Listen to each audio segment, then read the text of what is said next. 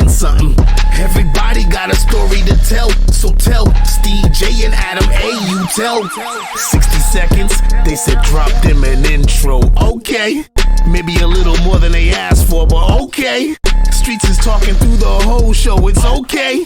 Talk your talk and let it all flow. Topics of discussion all depending on the mood of the person in the interview. As long as you keep it true, don't be lying for some views, cause we might just know you in real life and beyond. Lights, camera, it's on. News, life, and beyond. Real life, real people, real discussions. Different people saying something. Which is good, and that's where I was leading now. Like I see that you guys have a mature relationship when it comes to raising kids together, and I see the relationship that you and your daughter have together, and I hear in the music, that you guys made the song together, and I was thinking that's dope, that you guys, that she would even have the interest into it, because for instance, my daughter, like every time I tell her about the podcast, anything to do with it, I don't even get a response, or she won't listen to it, or I'll say, I sent her the intro that you made this morning, and she said I didn't get a response. You know what I mean? So when I look at the fact that she would actually sit down and do a song with you, I was thinking like that's dope. You know what I mean? Like, do you think she has an interest in music? She definitely does. She makes beats too. Yeah. I bought her a keyboard. She got her own keyboard. But is it that she has an interest in music, or that she? Yes, that's why I had to buy them, because she kept asking me. I bought her a keyboard, bought her a MacBook. Bought her everything she needs. She got her own turntables at my house. I was just gonna ask that. Yeah, I bought her turntables last year. Teaching her how to scratch? Yeah, she's doing good, man. She likes her turntables. She likes to make, especially because I hook her up on the programs. I hook the keyboard up to the program. She'll sit there. She makes reggaeton beats, all that shit. Nice. On her own. Nice. That'd be awesome. And her school is a big help too, because the school she's at, well, she's now going to junior high next year. Shit. They teach the same program I use at home. So she started getting really good. What program is that? Logic. I use Logic Pro. And it was crazy because she would come home sometimes and they go, Daddy, did you know you could do this? Like, what the hell you learn this shit at? My teacher? I said, your teacher? You guys got this in school? Right. How many years it took me to learn this shit? You know what I'm saying? Is that just an audio program? Yeah, it's an audio program, yo. Nice. She's nice on the audio. She's nice with anything electronics. Anything electronics. How does that make you feel? I'm proud of it.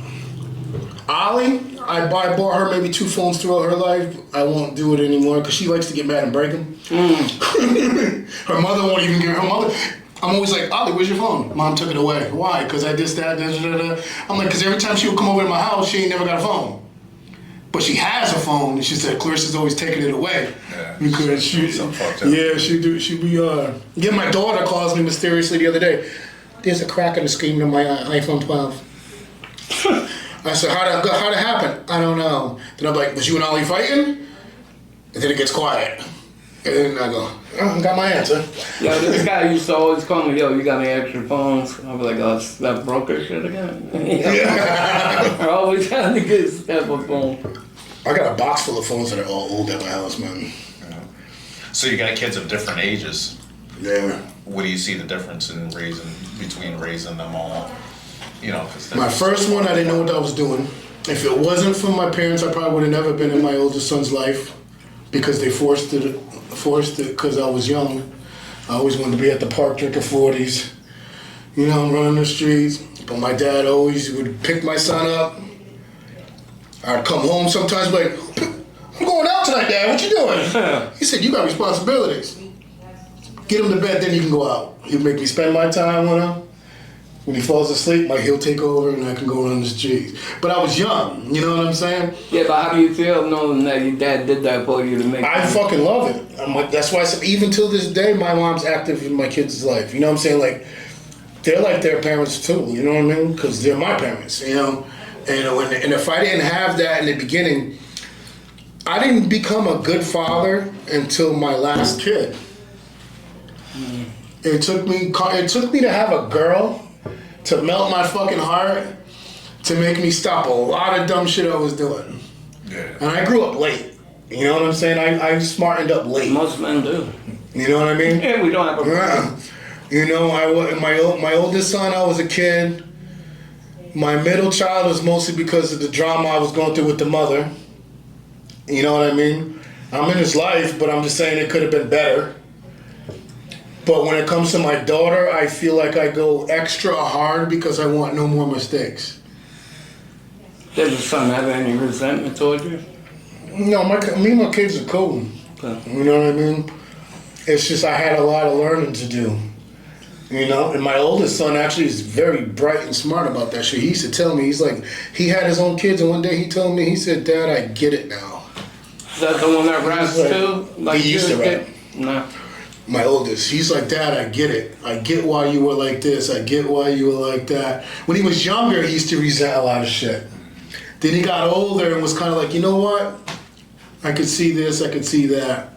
You know what I'm saying? And my oldest son, just because he's my kid don't mean I have a rule over everything. He's sometimes has to put me in my place. You know what I mean? Sometimes you gotta hear your kids say shit to you. You know, sometimes, you know, you might not like what they say, but it's coming from them. So you gotta hear it. You gotta listen to it. I've done that with my daughter. You know what I mean? Sometimes I she used to says something that makes me think like you're not gonna act punk to him, but you're kind of like, you know what? Let me shut the fuck up. Hard being a parent. Let me shut the fuck up and let him finish talking. You got a point. But we get in our ego sometimes and cut him off. I'm your father, motherfucker. You know what I'm saying? But then you walk away going, Yeah. So, your dad passed away. yeah, 2013. My dad just passed away last year. And what's today's date?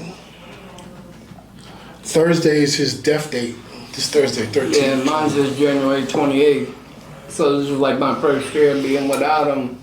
You know what I'm saying? First Father's Day, Christmas, all that. How did you go through all that? And That shit still hurts me because I was a daddy's boy. My brother was a mama's boy and I was a daddy's boy. how'd your pops pass? He been drinking since he was 16 years old. Yeah. Alcohol, hard worker. We used to call him a functional drunk. He gets shit faced, but he goes to work every goddamn day. We never did not have nothing. He pays his bills. You know what I mean? He just loved that liquor. Was he an angry drunk or? No, not at all. No? I mean, he's had his moments. Everybody has their moments. He's had his moments where like, damn, man. Like, Right. But he was a happy drunk. But, you know, the older he got, it turned into a sleepy drunk. You know, drink till you pass out, you know. It's just like, when you're that, I've been an alcoholic for the last 4 years, bro. And I used to hate my dad was an alcoholic and always used to yell. I used to hate drinking, all that shit. I used to always talk shit to him about it.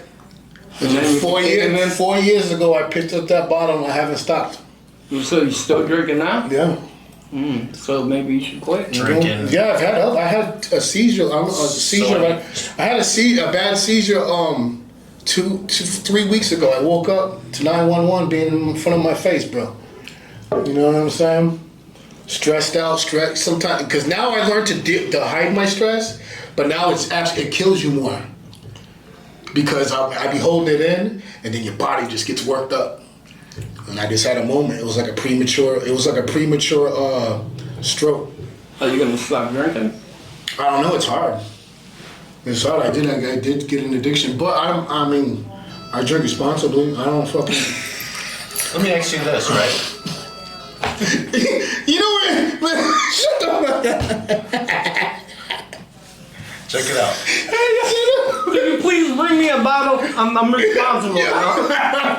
I'll drink it responsibly, yeah. Yeah. So growing up, my family, you know, my father and my mother both alcoholics. My mother had a drug problem for a little while. My whole family, all my uncles and aunts back in the days, they all had drug problems. Bad drug problems where it affected like our whole family, you know, completely. And seeing their kids and their kids grow up and take the same routes that they watch, you know, the elders do. I always sit to myself and I wonder to myself, like, you know, for instance, me, you know, my mom, you know, smoked crack, you know, at a time, you know, my uncles did heroin, you know, and my whole life, I've always grown up to know that's not what I want to do. So I've never touched it. But then you got other people that look at it and they think the other way, you know, like, you know, so what do you think is the line where you decide where, you know, you're going to take that road that they followed or go the opposite way? You know, because like, for instance, I'm already about to be 50. I don't have a path of anybody I want to follow anymore. Well, I think I chose this path and I'm stuck with it. My point is from like the alcoholism, you know, like growing up that way and my family being that way, like I feel like I have it in me, the alcoholism. I drink all the time. I was gonna say you drink. However, knowing that, I keep it conscious in my mind to not let it get ever to that point where it's going to become a problem in my life, or I'm going to overindulge. That, you know, like I'll have a beer or two or whatever, you know what I mean? But I don't get sloppy drunk or anything like that. Yeah, me neither. I don't let just drink it and affect fuck with my music life or anything like that. You know what I mean? Because I'm conscious of that. Right. Like, what do you think makes a person not be conscious of that? Where, you know, because like I've said, I got kids and, you know, family members that chose to go the opposite route and do exactly the same thing that everybody else did and fucking their lives up, you know, just as bad as those other people that they saw fuck up their lives. You know what I mean? Like, what do you think would make that distinction between those two routes? Topics of discussion all depending on the mood of the person in the interview. As long as you keep it true, don't be lying for some views, cause we might just know you in real life and beyond. Lights, camera, it's on. News, life and beyond. Real life, real people, real discussions. Different people saying something. Everybody got a story to tell, so tell Steve, J, and Adam A. You tell. News, life and beyond.